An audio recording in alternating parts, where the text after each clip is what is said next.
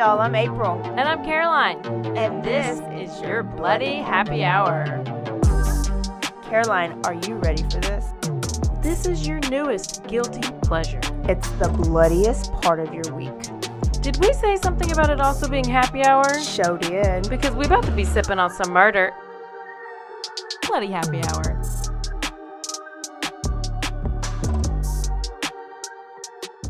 Hey, y'all. Hey, guys. This is April. And this is Caroline. And we are here. We are here with our beverages. It is Thirsty Thursday, and I am so thirsty. I'm so thirsty, too. And I drink my water all day. Oh. Just prepping. You are I feel so like I was filtering, responsible. Filtering my liver for right now.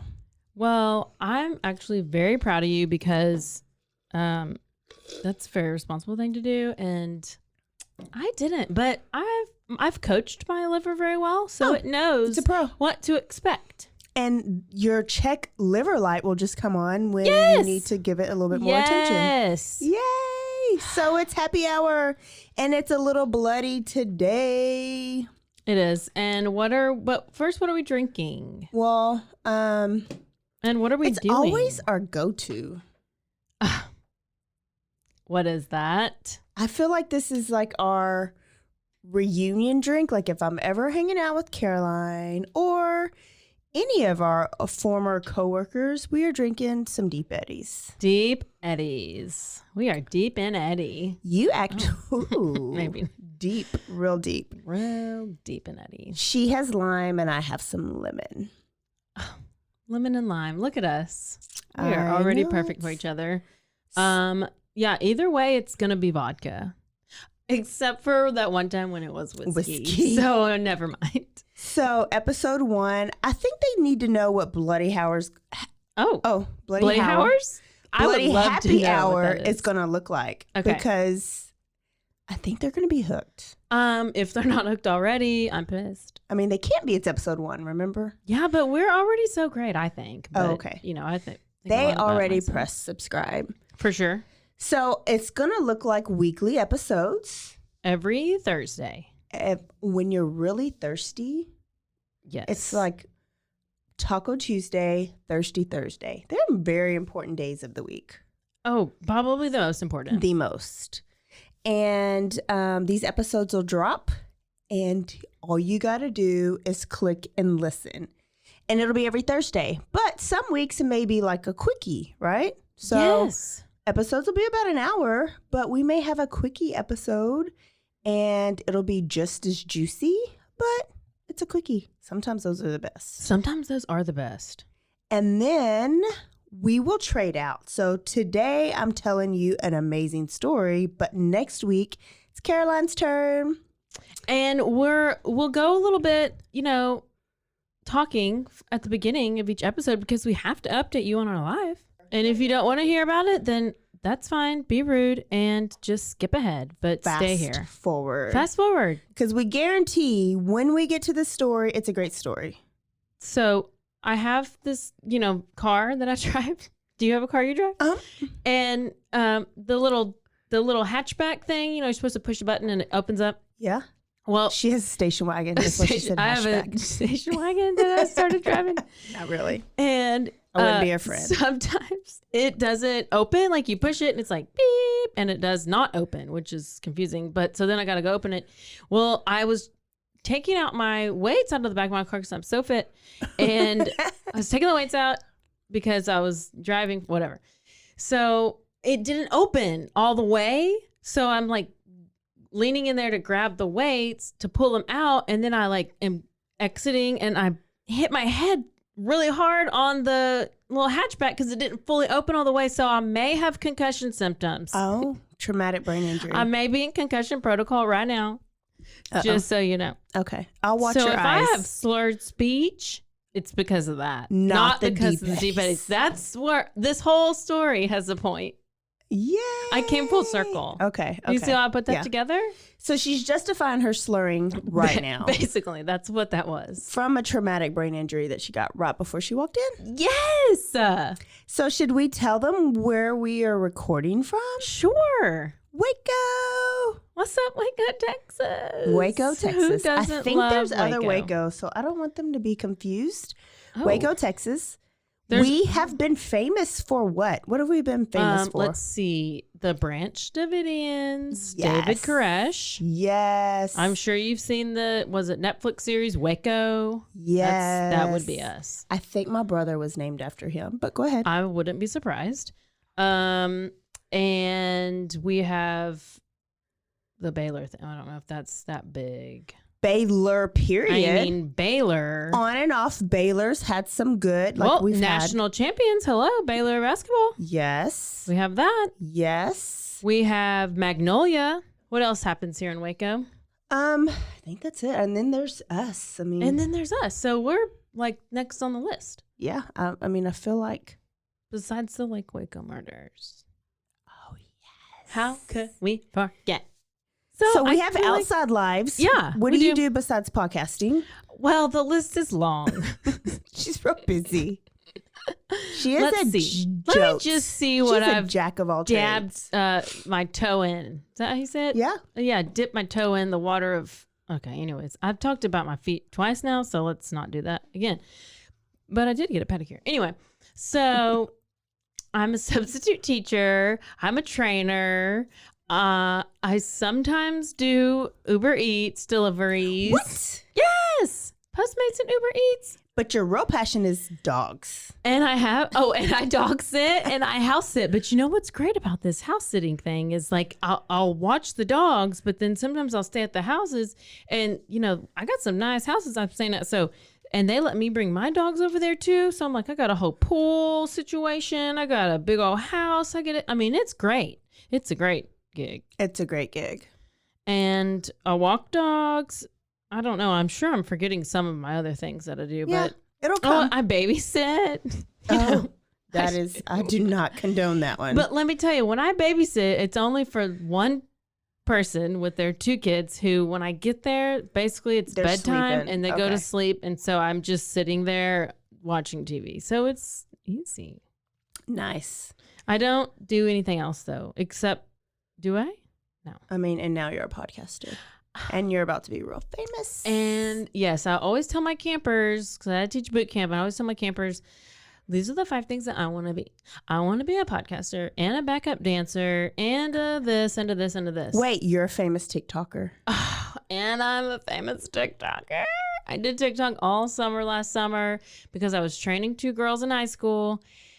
And we had some famous videos. Yeah. Yeah. So if you want to know more about that, you can go follow me on the TikTok. Click it. Click the follow. Mm-hmm. So. And apparently I have OnlyFans, but I really don't. So bye. Yeah, not really. So I'm not as interesting as Caroline, Sure but you I are. am in the education field and I love me some special education. So any special educators out there, I have lived your life, or I am living your life. And that is why Thirsty Thursday is so important. But we met because me and Caroline were both trainers together. We both taught boot camp, early mornings, in the evenings, Early. took over our lives. And it actually is going to connect to a story that we're going to cover later on. But we are going to bring in some of our fellow trainers because you got to have at least 3 to 4 of us to really talk about this story. So stay tuned, but it is a story about a boot camp trainer that was murdered. And it is unsolved. It And is you know still what? I feel like unsolved. we will do a podcast that will lead to it being solved. Hopefully. That is our whole reason to do this. We're going to get Payne Lindsay in here. Come on, Payne. Come on, Payne. Come on here.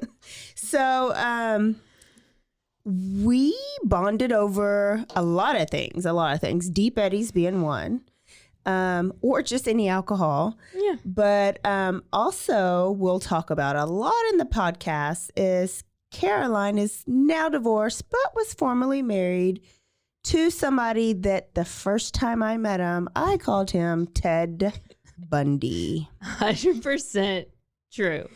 However, he didn't decapitate anybody. Like, he didn't murder anybody. So let's put that on the table. But he had his aura. Like, he was the less violent, reincarnated version of Ted Bundy because he's good looking.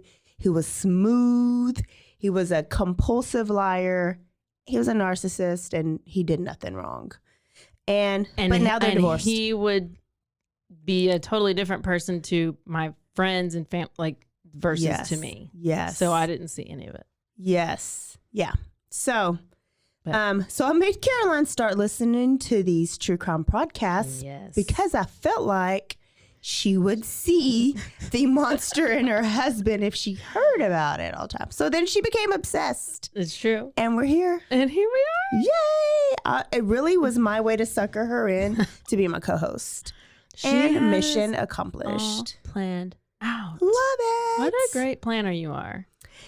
So, can I tell you guys, your first story, it would not be right if we didn't bring you a local murderer. It wouldn't. I'd be upset. It just wouldn't be right. No. And when I say local, I'm not talking about just Texas. I'm talking about right here in the zip code. Like he got people left off I-35 up in Waco. Yes. He's a Central Texas boy. They call him the bad boy from Rosebud. And his name is Kenneth McDuff. Sidebar, I have a brother named Kenneth. Because, she does have brothers who are all named after famous serial killers. Or infamous. I mean, I probably said famous in the trailer. Whatever. Because they're kind of famous to me, but it just so happened that she got into true crime and she was like, oh my gosh, all my brothers have the same names as these people I'm reading about. And why am I just April?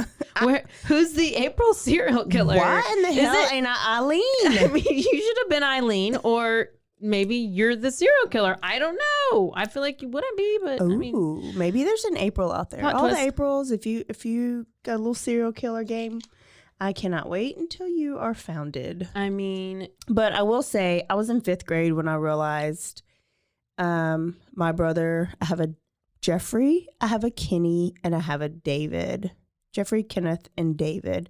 So you just play with all those serial killer names if you want to. So little Kenneth here, McDuff, he's often referred to as Mac. We both have little speech problems, so I mean, English teachers out there, you're probably gonna hate us. No, this is me. She said return. Okay, bye. So he is from a little town called Rosebud, which is literally next door to us. And he was born on March 21st in 1942. So he was old. And he lived on this street called Linden Street. So if you're a person like me, I always think addresses and names of places are important because I like to travel to their houses. So if you're like me, his address was 201 Linden Street. He was not an only child because we will have a lot of those. And they turn up in the podcast. I'm just going to tell you, my ex-husband's only child. And he was the 5th of 6 children. So he was not from a horrible family. Like there was no signs of abuse. They were a little ratchet, I guess we would say now, but they weren't, they had money, but not a ton of money, but they weren't white trash. And they were really known in the community. So his dad owned construction businesses and his mom, they owned like the laundromat there. And I think there was only one. So everybody who didn't have a washer and dryer used the McDuff's laundromat. And that is still there because I've been there too. Yes, I've been to his house. Of course you have. I'm not surprised. I mean, every time you go through Rosebud, what you do is you just take a left on Main Street and it's right there in between a church that they belong to and a elementary school. Well, I guess I better take a trip. I mean, I was in Killeen and I thought about Vanessa Gillian. Ooh, yes. Drive by there. So he was a very tall guy. Like he was like 6'7" and kind of lean. Like Ed Kemper tall? Yeah. I mean, he was like what? He wasn't like as husky as Ed Kemper, but he was tall. And he was a bully as hell. Bully like hell. So he bullied everybody, but of course the weaker. Until one day he ran upon a kid named Tommy. And Tommy wasn't playing. Tommy was an athlete, and he wasn't going to let Ken bully him. So Tommy whooped his ass in front of everybody. Hell yeah. And because Kenneth, we will find, is actually a coward, he quit school. He quit school. Like he couldn't show his face anymore, or he was that scared. So he was basically an 8th grade dropout. But by the time he was 18, he had been convicted of 12 counts of burglary. So when he quit school, he worked for his dad's construction business and mowed lawns, but he started like getting into some shit. And 12 counts of a burglary or attempted burglary, but he got caught. So then he was sentenced to 12 4-year terms, and those were to be served consecutively. But guess what? That turned into parole. 5 years. So 5 years later, after he turned 18, so it's about 1965 down by now, he was out and he was working for Daddy. Now, him and his daddy didn't have a great relationship, but they spoiled the hell out of him. His mom, though, thought he could do no wrong. So Mama was referred to as pistol packing Mama. Oh, no. She would come up to the school with guns.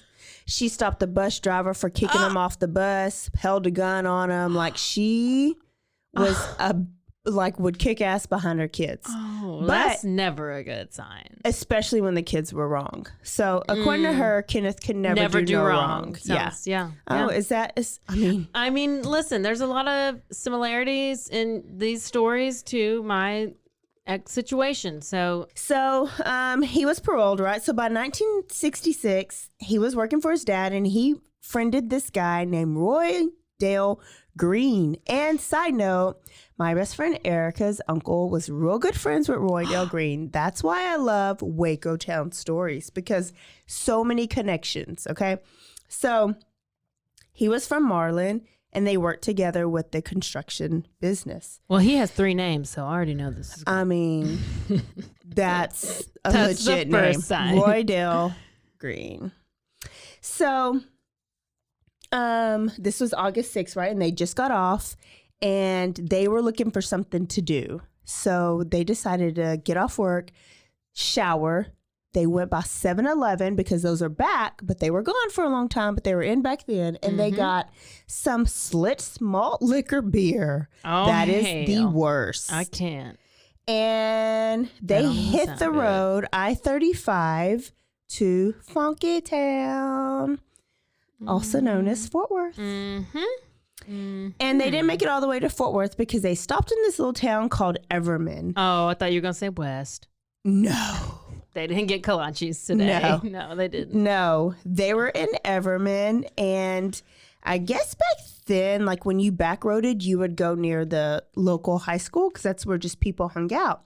So they were looking for people, and they found a car that was parked, lights off, engine turned off. Lover's Lane situation. They were at the high school. Like there was like high school and then the baseball field. So they were in that area. There were so many Lover's Lane situations back in the day. Like what's this Lover's Lane?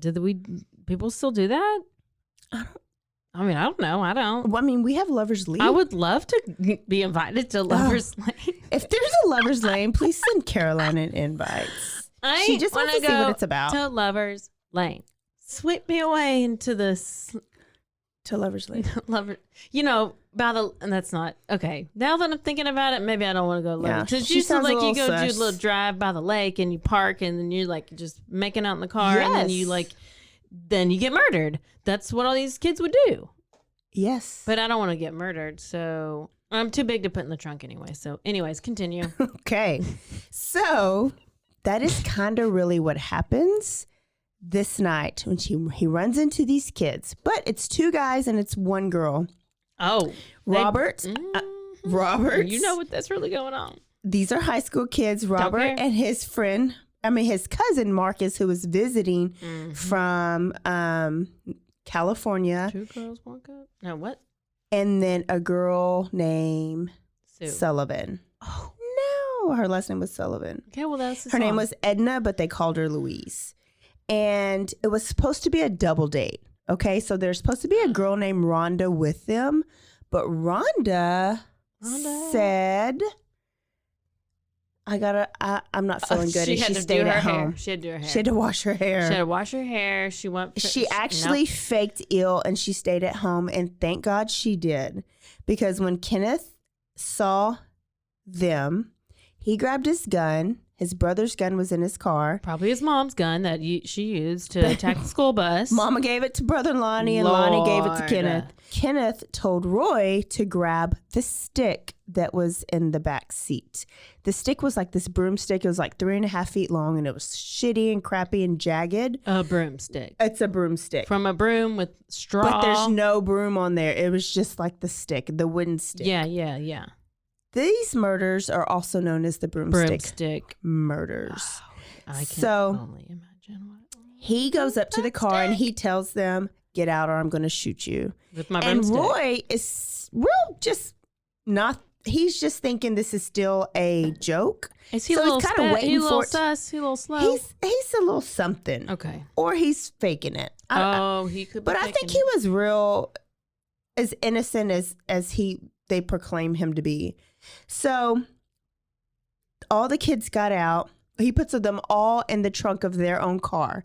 And he drives their car and he tells Roy, "Get in my car and follow me." And they go down these dirt roads because they're not all the way in Funky Town. It's still like a little country rural area. Go down these dirt roads, miles and miles and miles. And when he gets out, he grabs that gun and he shoots Robert 3 times in the head, in the face, and somewhere else. In the butt. No. In the... And then he shoots Marcus 3 times. In that last shot, he holds him up by his hair like he's like an animal and shoots him in the head. Oh, because he's like a really tall guy. He's really tall. And they're in the trunk. So he's like doing this over the trunk. First of all, I want to know how big these other people are because how can they all fit in the trunk? I mean, they're just high schoolers. And these are bigger cars back then. Like this is the 60s. Oh, like a this station wagon like Ford. I drive? I don't know. It could be. Well, I guess if you did have a Lincoln, one of those, my mom used to drive a stinking Lincoln. They always called it. I don't know why it was stinking, but it was real big, real long. This was a Ford, and I never found like the type that it was, but so he shot them, and he took Louise and gave her to Roy and told Roy to put them in their trunk. And Roy's like, I don't know, because Roy's I didn't know just this like, was like I did not know. It got real to Roy when he saw Kenneth shooting the kids, right? Yeah. And then with every shot, he got more and more excited. Which one? Roy or Kenneth? Kenneth. Oh, no. Every shot, he got more and more excited. So he unloaded the full clip, which is 6 shots, 3 for each. And then they back up the car. They don't even close the trunk because they can't close the trunk because their bodies are hanging out. Backs up the car in a brush and they take off 11 more miles down the road. So now they're just in Kenneth's car. Luis is now in the back seat. He orders Roy to drive while he rapes Edna Louise in the back seat. Oh. And she's screaming. And he's fearing for his life, Roy, and she's screaming. So then he's done. And he orders Roy to get back there and do the same because now you can be my accomplice in case something goes down. He's making sure that Roy's not going to tell on him, right? So Roy's in the back and he's not about this life, so he can barely even get up. That's what I was going to say. Like, how can you, I mean, let's just call a spade a spade. How can you rape somebody if you don't get it up? You know, like. So it ends up happening. And, but that doesn't satisfy. Roy's just thinking, let me keep her away from him, is what he says. Oh. So Kenneth is not done. He just needed a break. So then Roy gets out from the back seat. He goes back there and he rapes her again. And now with the broomstick, he sodomizes her with the broomstick. Yes. So this poor girl just thought she was going on a date. Why do you need to, like, what? So remember, he did a lot of prison time. Oh. Yes. So he's projecting his anger from what happened to him. Well, I don't know if he's low-key gay or prison gay, but he cannot get off unless something anally happens. Oh, he puts it in he's her a sadist. Anus. Yes. Yeah, like he's a sexual sadist. And I he thought only he put it likes in her other situation. everywhere. He put it everywhere. He put it everywhere. And the only thing Roy remembers her saying is, "Stop, please. I think you ripped something." So he finishes with that. He makes her get dressed and get out. So they're still parked on this road. She's getting out and she's in the brush on the ground. And she's tied up. I don't know if I said that, but that's one of his things is he ties up all the women. So he has her tied up and Roy was like, "Let's leave her here and let's just go." And he's like, "No, I'm not done." He grabs that broomstick and he crushes her throat with it until she's not breathing anymore. And then just chunks her body over the fence. Okay. When he chunks her body, he sees her necklace and he rips off her necklace and puts it in his pocket. Oh, because he's going to keep it as a trophy. It's a trophy. So they leave. I mean, Kenneth, this is a thing about Kenneth is he is the most notorious and sadistic, but people don't really talk about him. People don't. I don't hear any podcasts about him ever. Yeah. Which is, I'm like, he was a big deal. Like he was a bad guy He definitely flies under the radar. Which I wonder why. I don't know. I think because his numbers weren't that big. His actual conviction numbers weren't that big. And Texas ought to be pretty shame because you'll hear in a minute of how he, just was the luckiest man. I feel like. Okay, so he killed at least 3 people. 3 today. On the broomstick. Okay, with the broomstick, but then there's some more. The eyeball killer, he only did 3 too, and he's more talked about. Yeah. Is it because he stole eyeballs? I don't know. I don't know. Okay. Anyhow. So they leave her there and he makes Roy try to help wipe away any evidence in the other car, wipe away tire tracks. He's smart by this time because he's been caught. He's done prison time. And so when on their way back home, they stop in Hillsboro to get a Coke because he's thirsty. Oh, look, go ahead because you're worn out and you're tired and you need a drink. A Coca-Cola. Go get you a Coca-Cola. And so when they get back to Marlin, they spend the night at... I love how they stop in Hillsboro. And... I feel like it's my road trip I've been going on. Hillsboro is before Waco, going north, Dallas. Right before you get to West. Then you get to West, then you get to Waco, and then you'll go through Waco and get to Marlin, and that's where Roy Dale Green lived. And they spent the night at Roy's house, slept in the same bed, in the same, oh. I know. I'm pretty sure they were booty buddies. Mm-hmm. Situation. Roy Dale was just this weak, meek, and that was the people that the type of person that he targeted. Yep. So it didn't last long because Roy was genuinely sad and he felt guilty for what happened.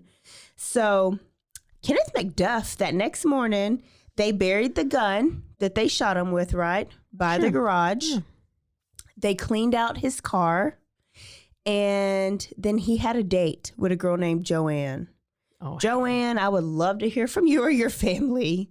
Like, how do you feel being the girl named in the book that went on the date with Kenneth McDuff the night after he committed the broomstick Joanne, murders? email us at bloodyhappyhour@gmail.com and let us know. Or her kids, because she might. Or this is Joanne, old. or your Yeah. kids, or your grandkids.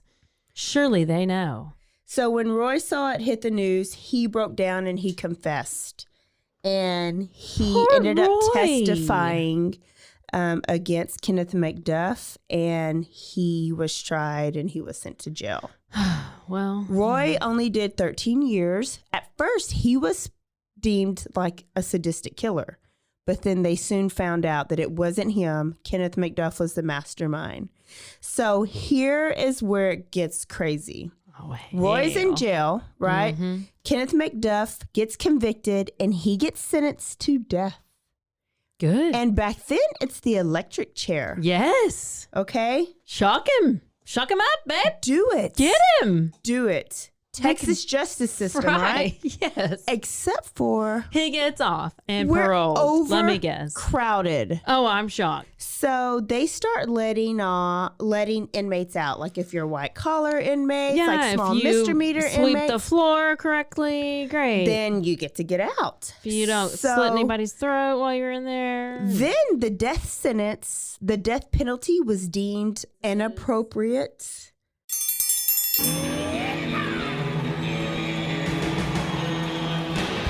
Hi, I'm Hank. You might remember me from a show called King of the Hill. Check out a King of the Hill rewatch podcast. These boys ain't rap, but they are funny. Find the podcast anywhere you get your podcasts or at roguemedianetwork.com. I tell you what.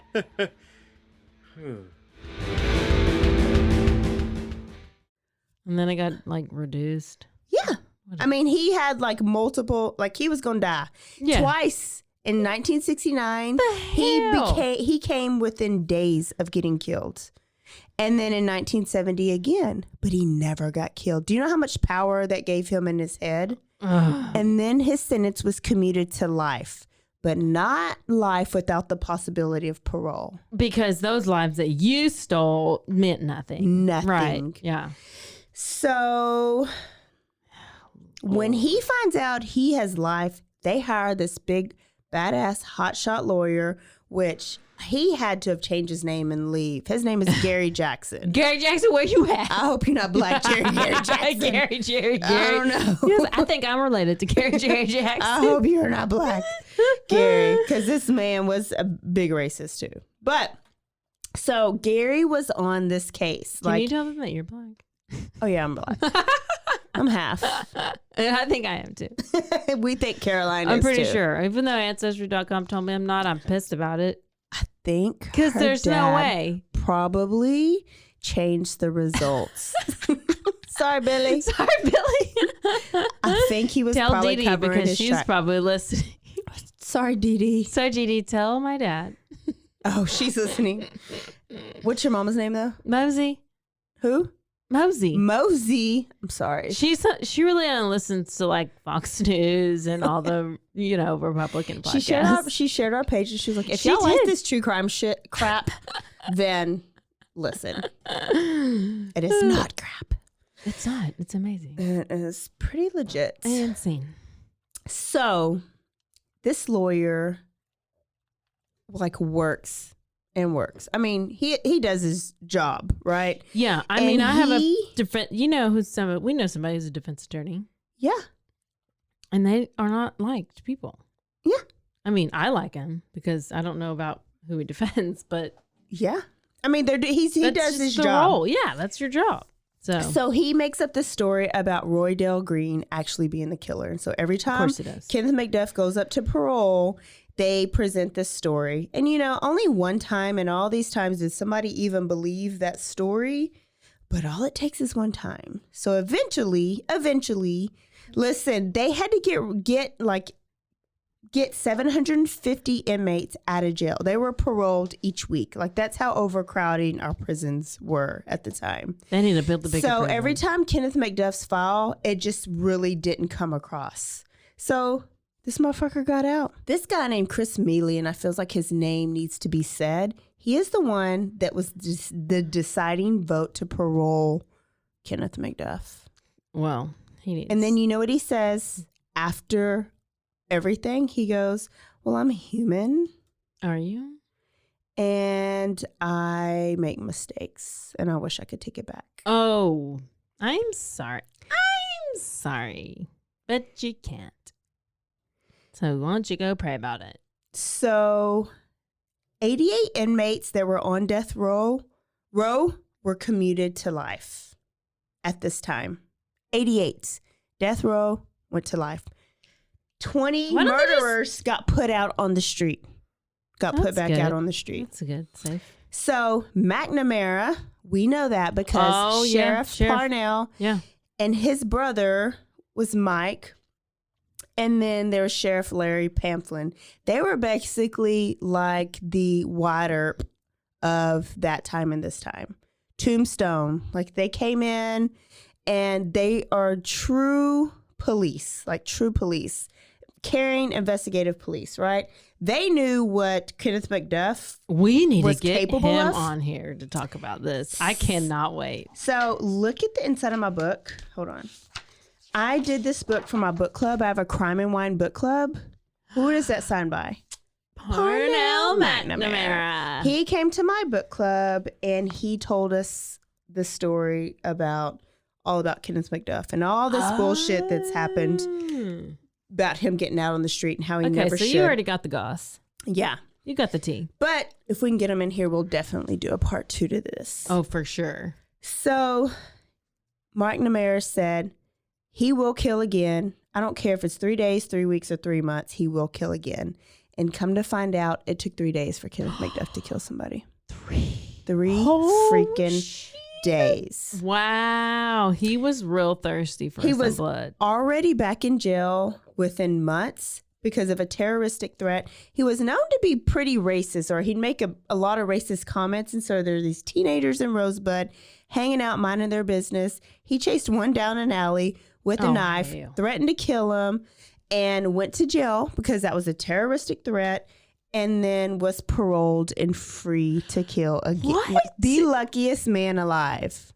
Why does he keep getting parole? I mean, and you know what? I listened to one podcast and they were up north somewhere, and they were like, Texas justice system. And I was, and I hate it because it makes us look, it made us look really bad. Here is the crazy part too. So there was this project called the RIO, Reintegration of Offenders Project. I mean, okay, so they wanted people who got paroled and out of jail to have a chance at a good life. So they gave them scholarships to go to college and to live in dorms, or grants, not scholarships, grants. Nice. So Kenneth McDuff went to TSTC, also known as Texas State Technical College. He had a 3.3 GPA. He graduated. He finished. He was a good student. He was smart. He had like average intelligence. He wasn't like a genius or anything. But when he was out, prostitutes started going missing. Oh, I wonder why. Did broomsticks go missing as well? No, he never found. You know that broomstick was never found. Found any more broomsticks. Never to do anything did. With. Okay, well, there was never any like mutual sex going on. He would hire prostitutes, and he would hire them for what it's called around the world.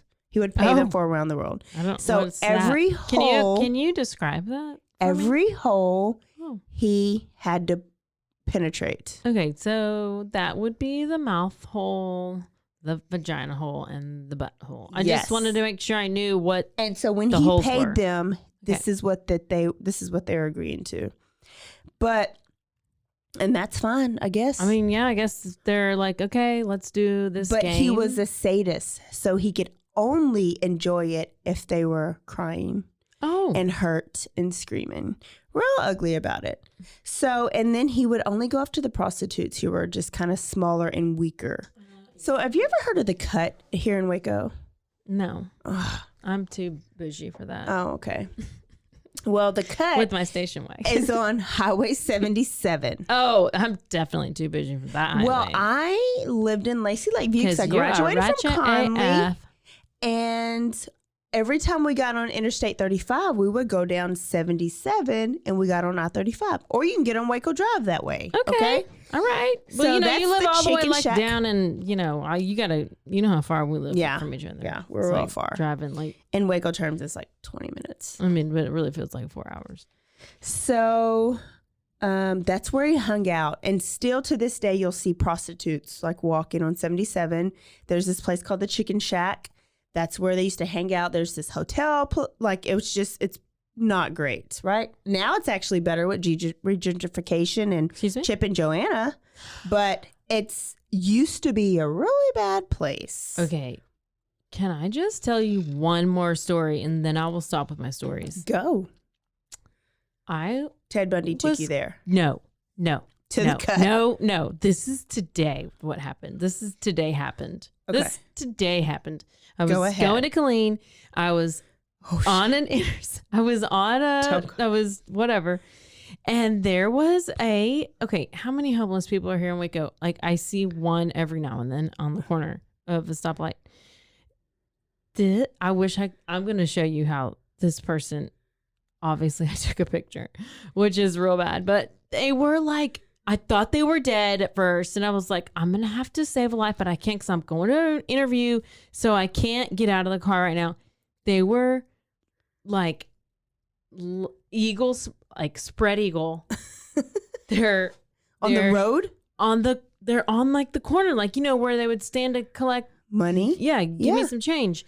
Laying down with like a vodka bottle and a Gatorade bottle and like empty to-go food containers on there. I mean, it was really sad, but he was just passed out. He was passed out, but his legs were splayed open, and I think it was a girl, and she was wearing this like you're just calling her his? Scottish outfit or something, like some dress thing, but the skirt was a kilt, and the skirt was up over, and you saw her it undies was up or over her penis. Her body, and so everything was like it was you saw it all. Is that a vagina or is that a penis? I thought it was a vagina, and I didn't know what to do. This is like stuff you see in but you don't know. And so listen, at that point I was like, it's normal and clean. I'm just gonna mind my business. First of all, I was like, is she breathing? I felt like it was a she. So I was like, are you breathing? I saw her, she was breathing, because I'm first of all, I thought, I'm like, she's been raped, she's been thrown there, and she's been left for dead, and like, I'm gonna be the first one driving up on this crime scene. And I was like gonna investigate. I was investigative Discovery Channel, whatever. Oh, do you just put two stations together? Guess what I did? I just drove off. You just prayed about it. She gone. You just prayed about it. I just prayed about it. She was just passed out and the wind blew like, her. Hell, her I just had up. a great old night and I'm just tired. I'm taking a nap. Maybe that was her that was her advertising. That was her ruse. Like, she was going to show her vag, and she probably had a lot of money. Listen, her head was shaved, but some other things weren't. I will take time. Oh, my goodness. So anyways, I digress. That's the last time. But I think the podcast is over. That was such I think we just got disconnected. I can't. Because I was in such... Listen, I'm trying to go to an interview, and all I can see is... Did you tell them about that in the interview? Hairy vagina. This, like, situation. No! I didn't tell him because I was like, what do I say? I saw this naked homeless person on the ground with their legs open, and I can't even focus right now. No, I had to just... I don't know. Too bad I didn't have any... yeah, that's Leslie. She's there every morning. The kids talk about her. We write our journals about her. I was like, why isn't somebody calling, like, the cops to just be like, or whoever? Okay, if I was not going anywhere, what would you do in the situation? I would just probably take a picture and keep going. I felt like I was driving up on a murder scene. No. But it wasn't a murder scene at all. No. I know. So She was just passed I out. just had to tell that, and I just thought about it, and now I don't even know where we are in your story, but Well, that's so what this I was just podcast telling is. y'all about the. That's what this podcast is. So, listen or don't. But we you probably prefer you should, to. because guess what? It's gonna. What are you be gonna talk so about? Great. So he's out, right? And I was telling you about the cut 'cause that's where he likes to hang out. It's where the prostitutes are, it's where the drugs are. And it's actually where a lot of black people are. So he was supposed to be real racist, but he hung out like in the hood all the time. He even hired black prostitutes a lot. So, by October, he had found a prostitute, put her in his, hired her, put her in his truck, and there was a Waco PD roadblock on Faulkner Lane. So that's right there on the cut, okay? And the prostitute was tied up in the back of the car. Oh, wait. She saw the police, kicked out the window, and when she kicked out the window, the cops saw her and tried to pull over Kenneth McDuff. Like, this actually could have been the end. But he tried to run over the police, ran through. It was nighttime, and got on Waco Drive. We know what Waco Drive is. Come to Waco, you will drive on Waco Drive. And it's nighttime, so he turns off his light, goes the opposite way, and he misses the police, right? He turns off of Waco Drive onto a road called Golson Road. Oh, Guess I who know about lives that. on Golson Road? Me. All the way down towards the Golson and Chalk Bluff area. He takes her there and kills her. Oh, and well, buries her. Why would you not? That's a great place to take people and kill them, apparently. Then he does the same thing with another, but 2 weeks later picks up another prostitute named Regina. Does the same thing. Prostitute but now, worker. A what? Prostitute worker? I don't know. Prostitute worker named Regina takes her down Highway 6 towards Marlin to a place called Tawakona Creek and kills her and buries her in shallow graves there. So how many two. is this after? This is 2 prostitutes since he's been out. And remember, first killing was 3 days. I think about these these deaths every time I drive down Highway 6, towards Marlin. All right. He just takes that exit and dumps her there. All right. But remember, his windshield is broken. So he goes to Daddy McDuff, and Daddy McDuff gives him a new car, and it's a Thunderbird. So in his new car, it's about close to Christmas time, okay? He has a friend named Hank Worley. I mean, I love all these Texas names. People are really going to make fun of us. Poor Hank Worley is cruising around downtown Austin. So if you haven't noticed already, Kenneth McDuff likes to hit it and drive. He's picked up people and killed people in Fort Worth. Now he's going southbound 35, okay? And he's driving near the UT campus. So he's scoping. No. Hank doesn't know that he's scoping. Hank thinks they're about to buy some weed and some drugs. Mm-hmm. Okay? So Hank doesn't know that he's scoping, and he passed by a car wash. And I've been to this car wash where they seen a cute little girl named Colleen Reed. She is, she graduated from LSU. She's from Louisiana. She's living in Austin, and she works out at this gym there all the time. She's cleaning her car. He gets out. He parks in the car bay next to her, the car wash bay next to her, and grabs her, puts her in the back of his car, and tells Worley to drive. Well, he burns her with cigarettes and rapes her. What? Why And does he then- need to burn her with cigarettes? Okay. I don't know. Okay. Then he tells Worley to do the same. Well, Worley is not like Roy. He's a little bit more Oh, so he found shitty. another. Okay. Yeah, he's got a new Roy, basically. But Worley's about this life a little bit more than Roy was. Oh, So Worley gladly rapes her too. Oh.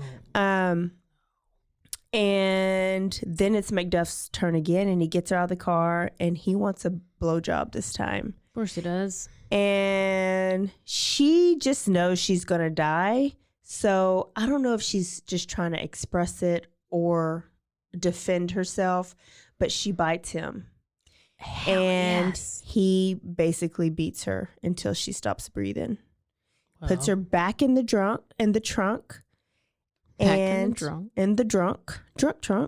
and drops off Worley, and Worley doesn't know what happens. She was in the Army Reserve. She was dedicated to her fitness. She was not a prostitute. He just scoped her out and kidnapped her. was like fit and like in. Yeah, but she was just real small.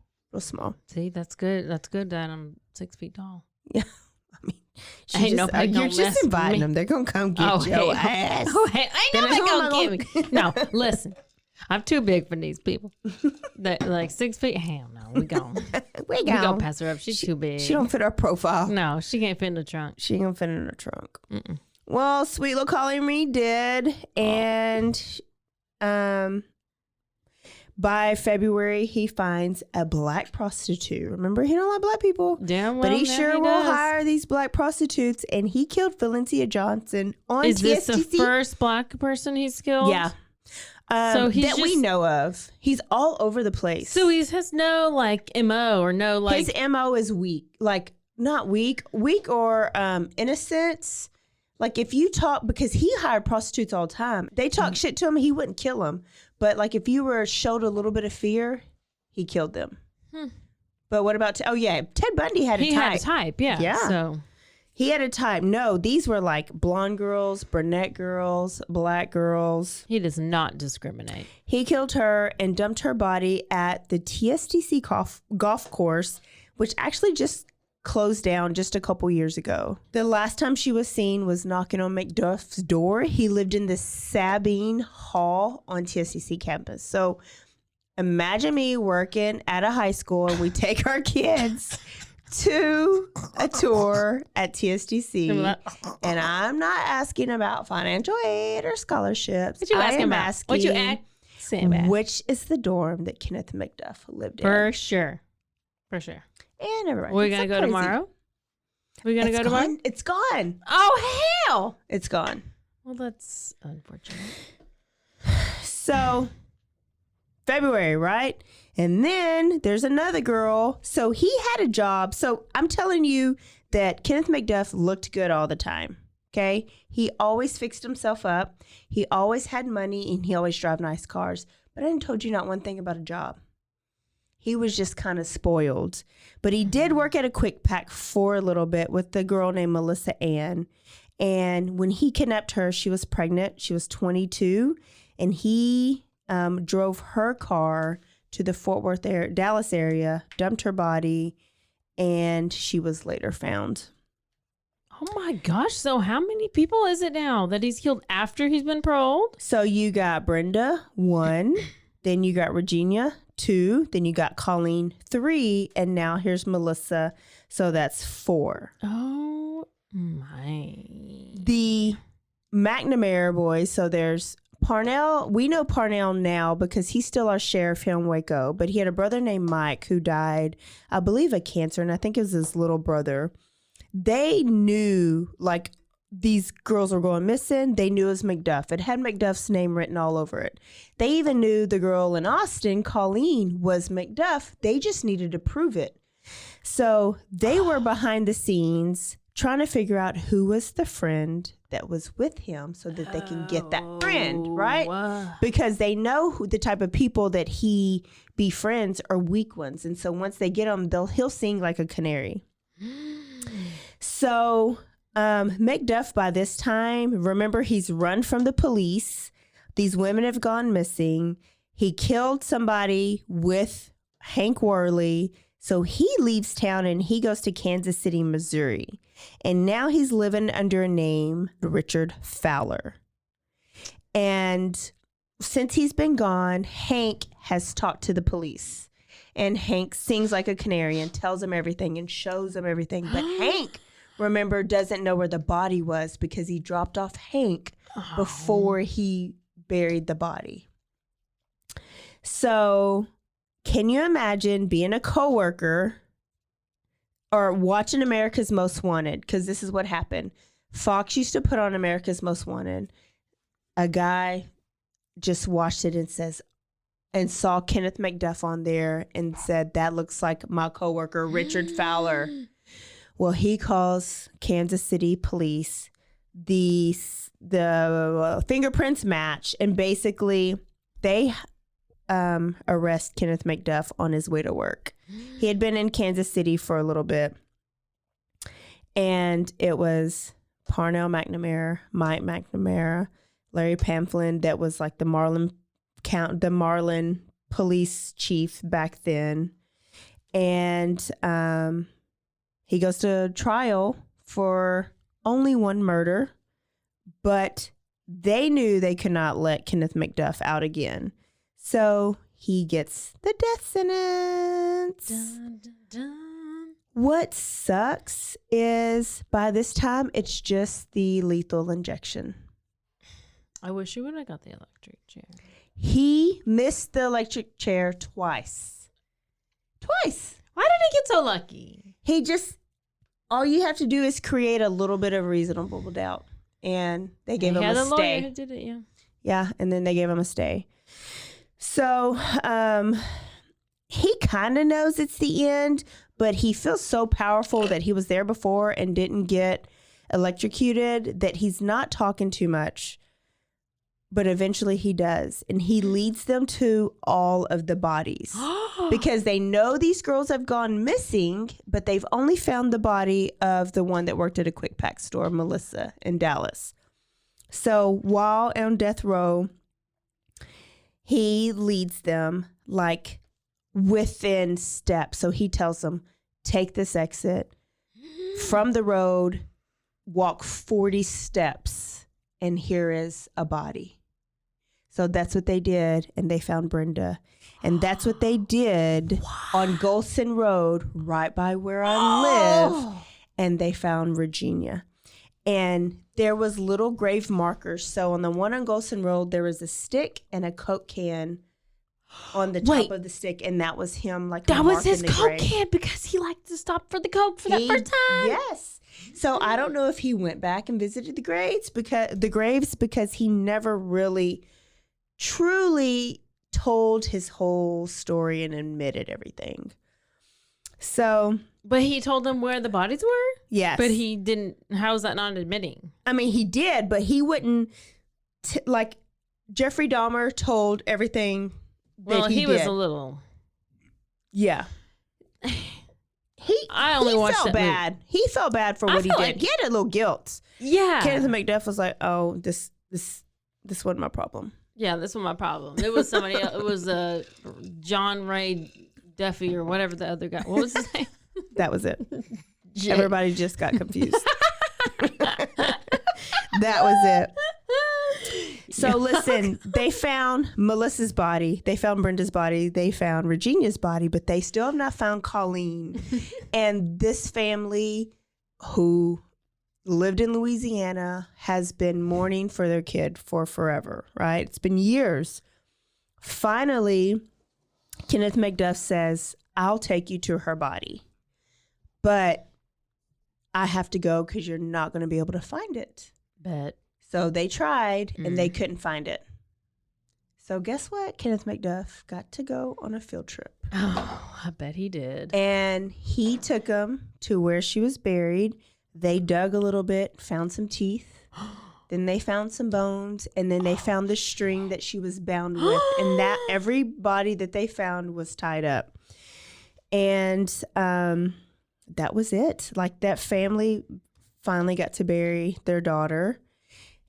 All the families got to finally bury their daughter. And so on November 17th, 1998, I was a senior at Conley High School, which is like 2 miles from where all this is happening.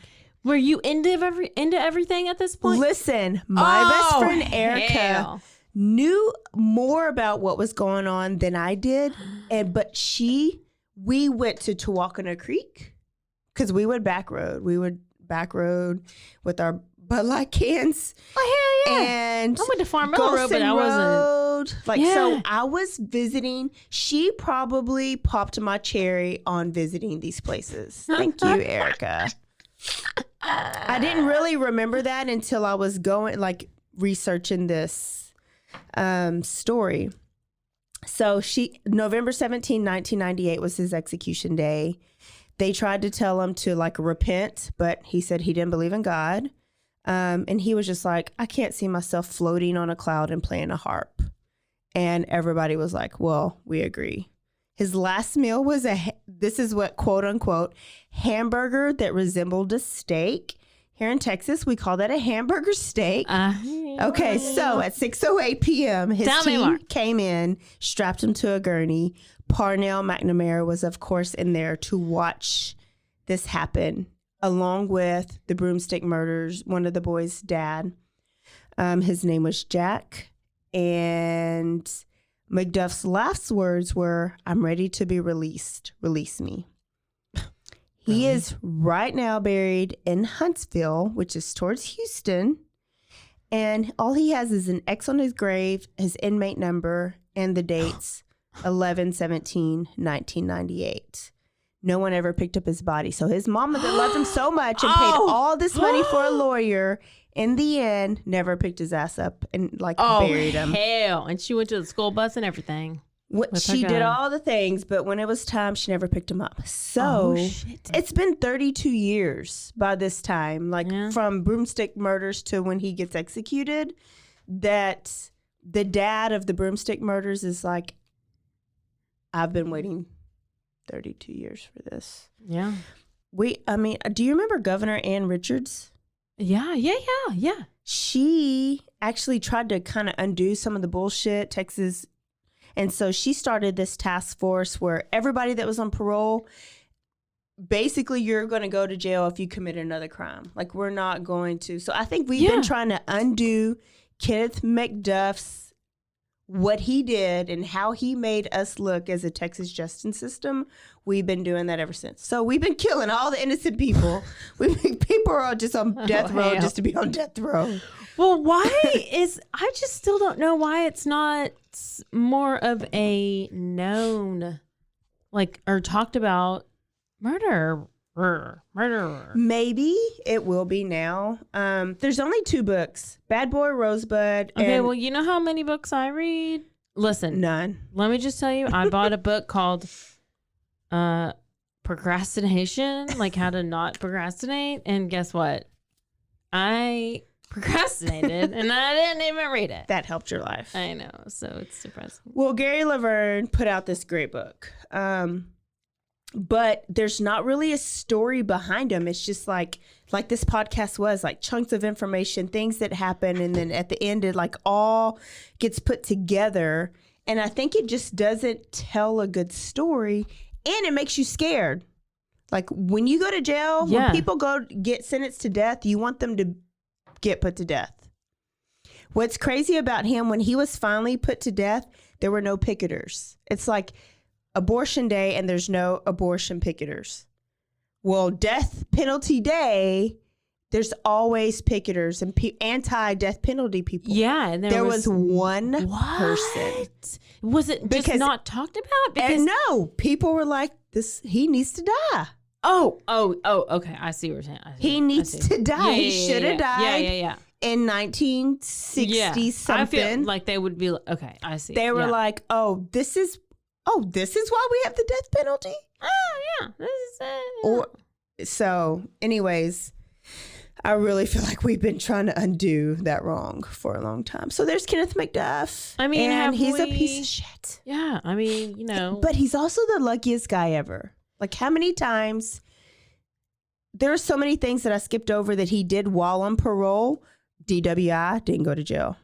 He was a pure definition of evil, no remorse, and even when he died, he was the victim.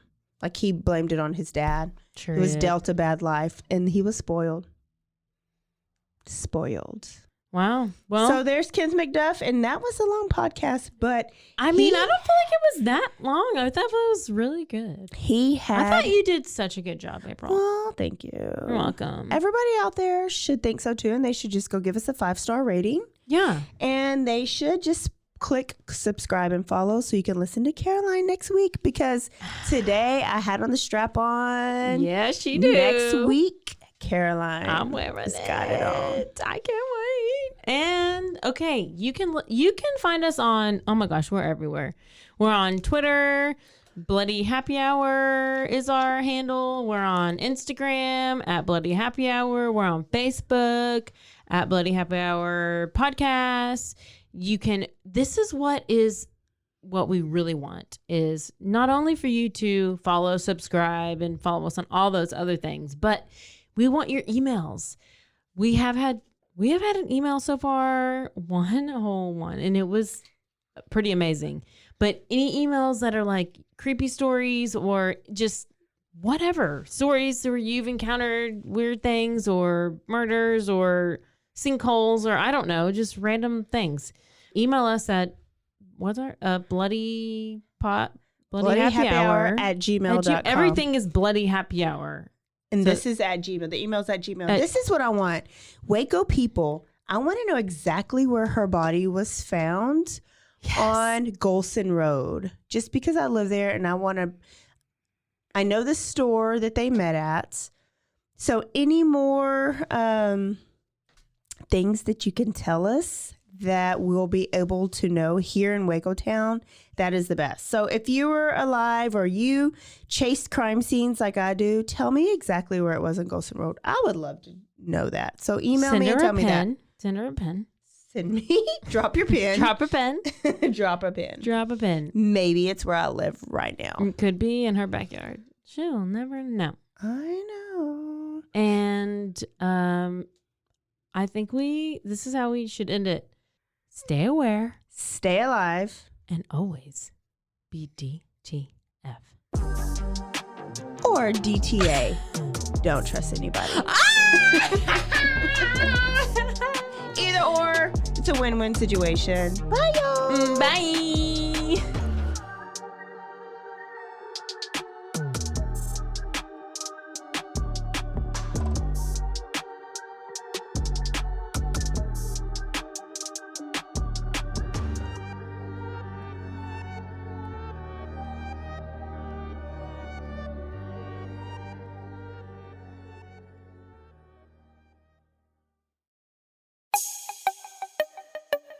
This has been a Rogue Media podcast.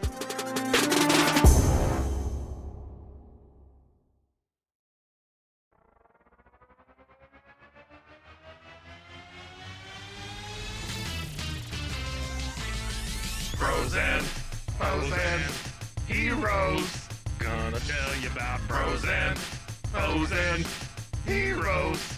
Gonna tell you about. Hey, I'm Zach. And I'm Mike. And we have a fantastic new podcast to tell you about.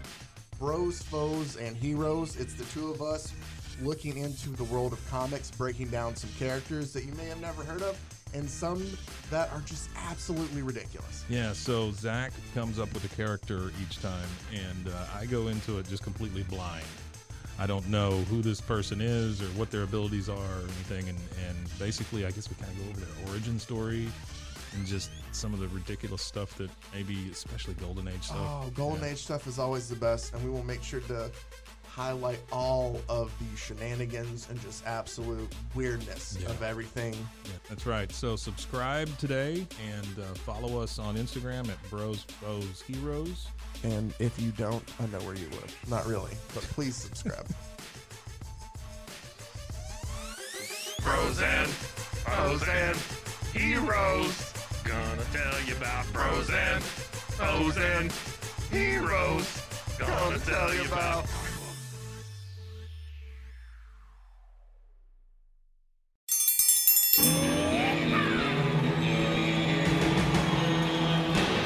Hi, I'm Hank. You might remember me from a show called King of the Hill. Check out a King of the Hill rewatch podcast. These boys ain't rap, but they are funny. Find the podcast anywhere you get your podcasts or at roguemedianetwork.com. I tell you what.